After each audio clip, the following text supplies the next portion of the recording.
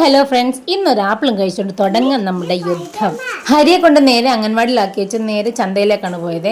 പൊതുവെ ഇന്ന് മീനുകൾക്കെല്ലാം നല്ല വിലയായിരുന്നു. അപ്പോഴത്തേക്ക് ഞാൻ കൊഴുവയും ചെമ്മീനും വാങ്ങി. അത്യാവശ്യം വലുപ്പമുള്ള ചെമ്മീനായിരുന്നേ. അത് കഴിഞ്ഞപ്പോഴത്തേക്ക് അലക്കാനുള്ള തുണികളെല്ലാം അലക്കി വിരിച്ച്, പിന്നെ ബെഡ്ഷീറ്റ് കഴുകാൻ നോക്കിയപ്പോൾ കറണ്ടില്ല ഗൈസ്, പെട്ടു. ഈ കാണുന്ന മുറ്റം ഒറ്റ സ്നാപ്പ് കൊണ്ട് നല്ല വൃത്തിയാക്കാനായിട്ട് ഞാൻ മാജിക് ഒന്നും പഠിച്ചിട്ടില്ല, ഞാൻ തന്നെ തൂത്തിയ ഗൈസ്.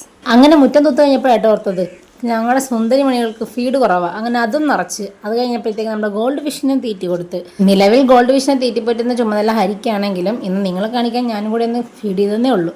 പിന്നെ എൻ്റെ ഏറ്റവും വലിയ ടാസ്ക് ഇതായിരുന്നു കേട്ടോ, കൊഴുവ വൃത്തിയാക്കണം.